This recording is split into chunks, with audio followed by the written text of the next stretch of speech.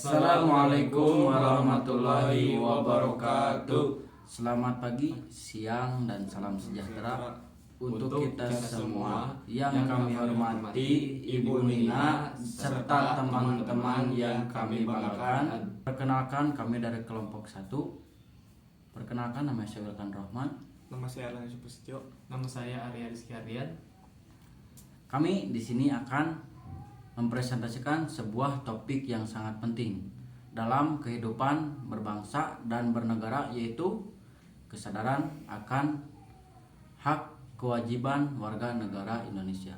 Topik ini bukan hanya sekedar pasal-pasal dalam Undang-Undang 1945, tapi juga merupakan pedoman hidup kita sebagai warga negara yang baik.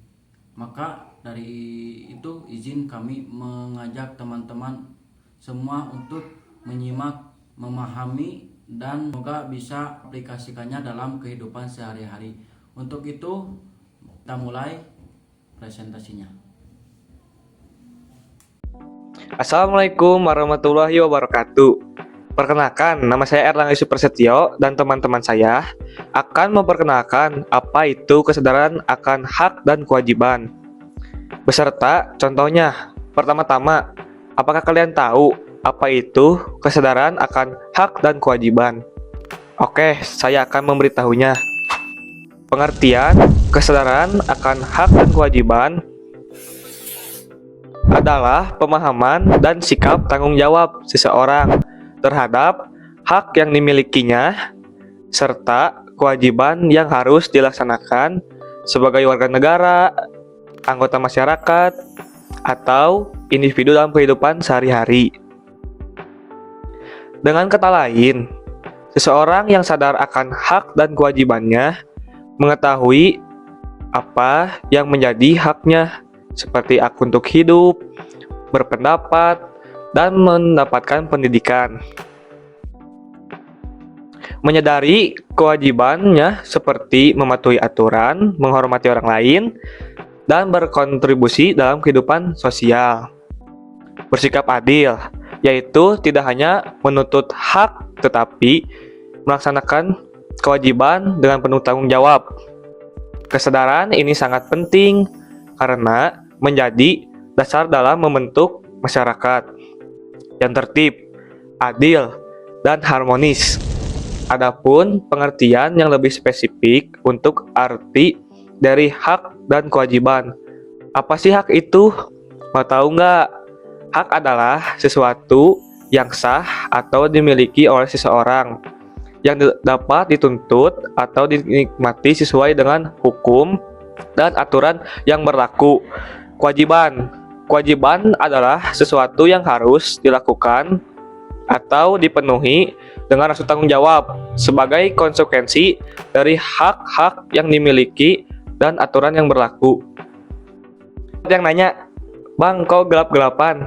Oke, saya jawab, "Maaf, karena pahlawan selalu datang ketika malam." Sekian dari saya. Terima kasih.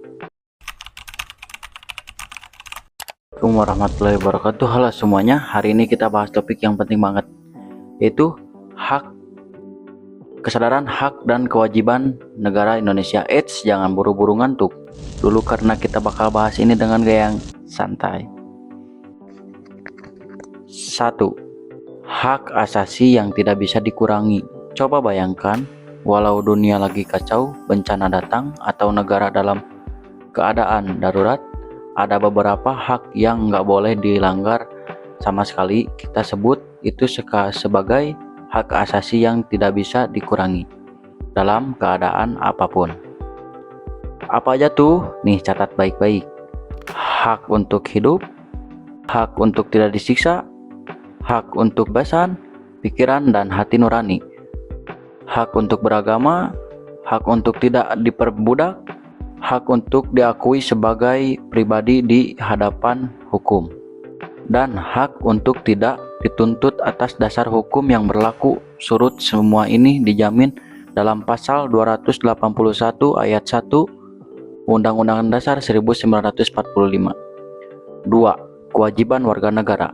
Tapi sebagai warga negara, kita nggak boleh duduk manis dan nikmatin hak aja.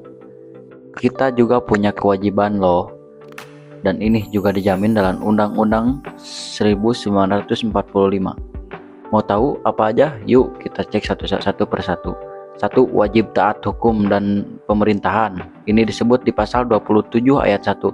2. Wajib bela negara ada di pasal 27 ayat 3.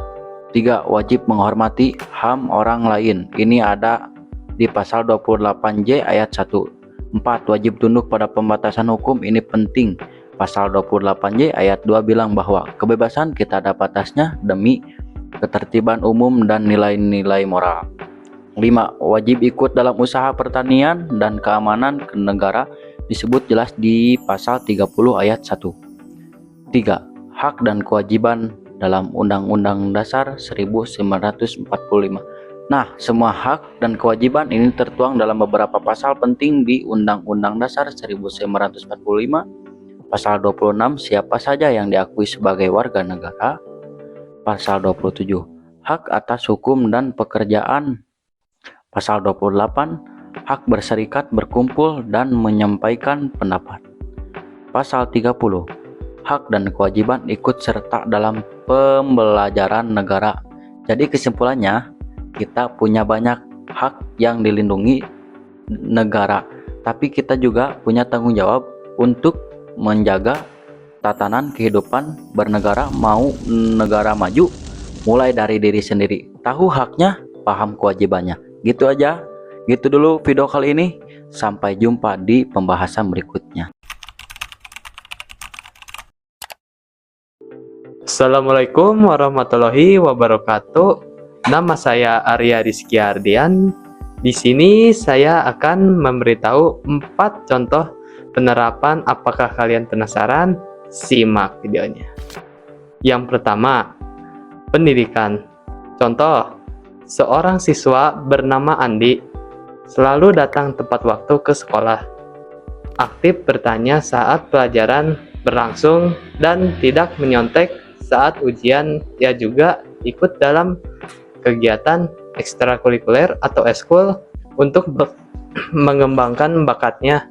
Maknanya, Andi menunjukkan bahwa pendidikan tidak hanya tentang nilai akademis, tetapi juga tentang membentuk karakter seperti kejujuran, kedisiplinan, dan tanggung jawab. Ini adalah bagian dari upaya menciptakan generasi yang cerdas dan berintegritas. Yang kedua, partisipasi politik. Contoh, Rina, seorang mahasiswa, ikut serta dalam pemilihan umum dengan menggunakan hak suaranya secara bertanggung jawab. Selain itu, ia bergabung dalam forum diskusi politik kampus dan ikut menyuarakan aspirasi masyarakat melalui media sosial dengan santun. Maknanya, Rina menunjukkan bahwa partisipasi politik tidak hanya sebatas memilih, tetapi juga berkontribusi dalam membangun kesadaran masyarakat untuk dalam proses demokrasi. Ini penting agar kebijakan yang dibuat pemerintah mewakili kepentingan rakyat. Yang ketiga, kegiatan sosial. Contoh, warga RT 5 mengadakan program bakti sosial dengan memberikan bantuan sembako kepada warga yang kurang mampu. Mereka juga rutin melakukan kerja bakti, membersihkan lingkungan setiap akhir pekan. Maknanya, kegiatan sosial seperti ini menumbuhkan rasa empati, kebersamaan, dan kepedulian terhadap sesama. Hal ini mempererat hubungan sosial dan menciptakan lingkungan yang harmonis. Yang keempat, perilaku hukum. Contoh, Budi menemukan dompet yang jatuh di jalan dan segera menyerahkan ke kantor polisi. Ia juga selalu membayar pajak kendaraan tepat waktu dan tidak melanggar rambu lalu lintas. Maknanya, tindakan Budi mencerminkan kesadaran akan pentingnya saat taat hukum. Warga yang patuh hukum membantu menciptakan ketertiban dan keadilan dalam masyarakat. Sekian dari saya, terima kasih. Halo semuanya, di sini kami akan memberikan sesi tanya jawab bersama Arya dan Erlangga. Oke, langsung aja ke pertanyaan pertama. Mengapa penting bagi setiap warga negara untuk menyadari hak dan kewajibannya? Jawab nih Bang Wilkan. Siap, mari kita jawab.